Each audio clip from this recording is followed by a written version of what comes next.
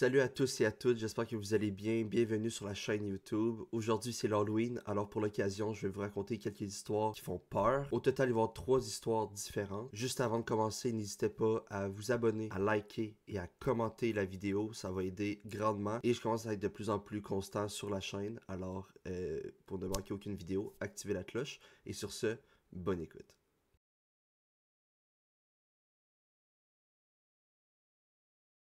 L'histoire se passe à Hershey, une petite ville dans le Pennsylvanie, une ville qui est reconnue pour son chocolat, et ça met en vedette une petite fille de 14 ans qui s'appelle Jane. Jane a 14 ans et comme plusieurs filles de son âge, qu'est-ce qu'elle fait? C'est qu'elle garde des enfants pour avoir de l'argent de poche, pour aller au cinéma, faire des activités avec ses amis et etc. C'est vraiment la référence dans son quartier, alors tout le monde l'appelle, elle a souvent des contrats et elle va de famille en famille pour garder des enfants. En octobre 2008, Jane reçoit l'appel des Johnson pour aller garder leur petite fille qui s'appelle Annabelle. Jane, c'est pas la première fois qu'elle fait affaire avec la famille Johnson, alors c'est pas quelque chose qui la stresse vraiment, c'est quelque chose qu'elle a vraiment hâte en fait de vivre parce que elle et Annabelle ont vraiment une belle complicité. La soirée se déroule super bien, il n'y a pas vraiment d'accrochage, Annabelle écoute très bien, mais par contre, Jane de son côté, elle trouve ça vraiment bizarre, elle a comme un mauvais feeling qui revient vers elle, on dirait qu'elle se sent observée, elle aime vraiment pas ça. Mais ça l'alarme pas plus que ça, elle se dit que c'est juste un mauvais feeling de sa part, qu'elle a eu une grosse semaine à l'école puis tout ça, elle passe à d'autres choses, elle essaye de garder le focus sur Annabelle.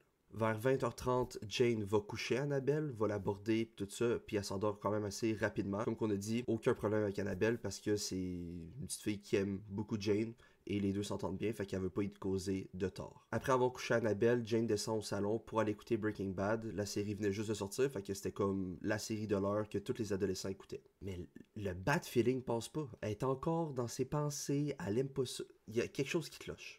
Vu qu'on est en octobre, les Johnson, c'est la famille qui est comme réputée pour décorer autant l'intérieur que l'extérieur de la maison dans le quartier. C'est vraiment une famille qui est freak de l'Halloween. Et bizarrement, à côté de la télévision, il y avait une statuette de clown qui était là, puis Jane avait vraiment le feeling que c'était ça qui faisait en sorte qu'elle se sentait pas bien. Elle va prendre le téléphone dans la cuisine et ensuite elle appelle les Johnson. Jane parle avec la mère d'Annabelle, lui dit est-ce que je pourrais juste tasser la statuette de clown l'instant de la soirée, je me sens pas vraiment bien puis tout ça. On dirait, je sais pas, j'ai pas peur des clowns habituellement mais comme j'aimerais ça la tasser, est-ce que je peux? Long silence au bout du fil. Jane comprend pas, elle se dit elle a peut-être pas compris, fait qu'elle vient pour répéter, mais la mère lui répond on n'a pas de statuette de clown. Coup de pression sur Jane, elle retourne au salon, plus de clown. Premier réflexe qu'elle a, comme une bonne gardienne, c'est d'aller voir si Annabelle est encore dans sa chambre. Elle ouvre la porte, plus d'Annabelle, plus de clown, mais par contre, la fenêtre de la chambre d'Annabelle était ouverte. Par la suite, on n'a jamais eu d'autres nouvelles d'Annabelle. Elle a disparu, est encore en recherche aujourd'hui. La première qui était sur la liste des suspects était bel et bien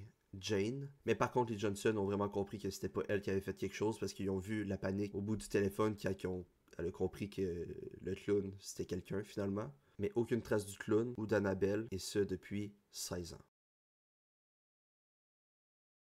La deuxième histoire se passe à Beebury, c'est un petit village anglais qui compte à peu près 600 habitants, et tout ça se passe en 1870. La famille riche du village, c'est la famille Bartley, et la famille Bartley, tout le monde le sait que c'est la famille riche. Il y a personne qui veut s'associer avec les Bartley, il y a personne qui veut avoir les Bartley ados, tout le monde fait en sorte pour que les Bartley se sentent bien dans la ville. Ils sont tellement puissants qu'ils ont une sorte d'emprise un peu sur le village et les villages autour, côté politique, alors c'est ça, c'est vraiment la famille qui fait que tu veux pas être contre eux.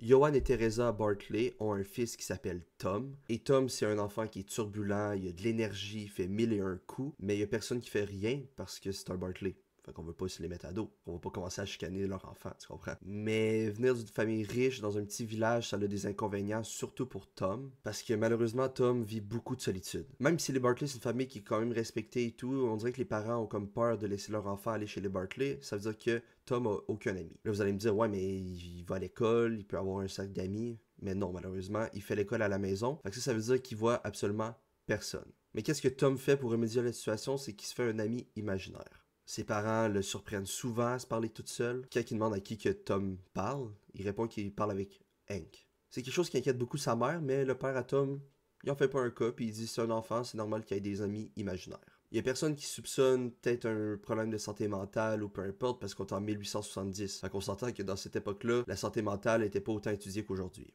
Vers l'âge de 12 ans, Tom fait sa plus grosse niaiserie à vie, il prend la voiture de ses parents et fonce directement dans la boulangerie. Lorsque les policiers arrivent, ils demandent à Tom pourquoi t'as fait ça, et il dit que c'est Hank qui a dit de faire ça parce que ça aurait été drôle. Vu que c'est un Barkley, il n'y a pas trop de stress pour Tom, il s'en sort très très bien, il n'y a même pas de pénalité en tant que tel, c'est plus ses parents qui écopent en devant repayer les dégâts causés sur la boulangerie. 3 mois plus tard, il récidive avec une autre niaiserie un peu moins grave, mais quand même chiante. Il ouvre le pâturage de 80 vaches et les 80 vaches se promènent au calme dans le village. Les gens qui demandent « Mais pourquoi t'as fait ça, Tom? » Qu'est-ce qui répond selon vous? C'est Hank. Comme j'ai dit tantôt, c'est moins pire, mais c'est chiant, là. Imagine, ramener 80 vaches dans un pâturage. Bonne chance. Mais là, même si c'est un Barkley, le monde commence à en avoir plein son cul de Tom. Fait que, ils sont genre, il peut-tu se calmer, là? Le village est tranquille habituellement, mais depuis que Tom il a 12-13 ans, ça brasse.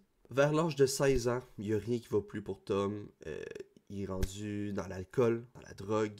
Et un de ses patterns qu'il aime vraiment faire, c'est de se payer une fille de joie, une prostituée, pour passer des nuits avec elle. Puis la soirée que ça a vraiment dérapé, c'est que Tom était avec une fille de joie dans un hôtel et il commence à dire à la jeune fille que Hank aimerait beaucoup la voir découpée en petits morceaux dans un sac. La jeune femme a pris peur. Là, vous allez me dire, mais comment ça? Je le sais pas, hein? Elle a essayé de partir, mais il était vraiment trop tard. Tom l'a découpé en petits morceaux, l'a mis dans un sac et il était trop tard. Là, vous allez me dire, bon, enfin, il va avoir une pénalité, une punition, une amende?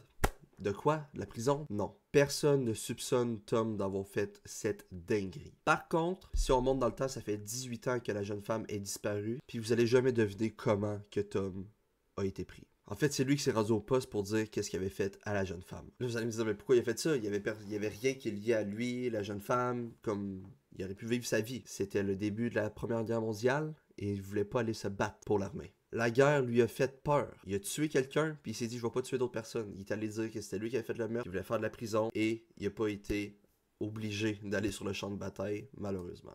Effectivement, vu que c'est lui qui l'a avoué, il n'y avait pas besoin d'une enquête plus approfondie. Ils ont arrêté Tom, et ça a été une des premières personnes étudiées pour la schizophrénie dans les années 1910-1915. Mais là, par contre, paniquez pas, là. Si vous voyez votre petit frère ou votre petite soeur là, parler avec un ami imaginaire, là, ça veut pas dire qu'il va tuer quelqu'un, ok?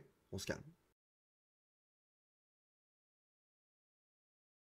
La dernière histoire se passe dans le New Jersey et met en vedette Léo. Léo habite dans un appartement depuis quelques temps déjà, et il y a une nuit que ça le cognait à sa porte. Il décide d'aller ouvrir, beaucoup de courage parce que moi durant la nuit si tu cognes chez nous c'est sûr que je viens pas répondre. En ouvrant la porte, Léo découvre une jeune femme qui se tient debout devant lui. La jeune femme lui explique qu'elle se fait battre par son mari depuis maintenant plusieurs semaines puis qu'elle avait réussi à s'enfuir. Fait qu'elle demande un peu la clémence de Léo pour coucher chez lui sur le divan, puis Léo était vraiment pas sûr, là. Il était comme ben là ouais.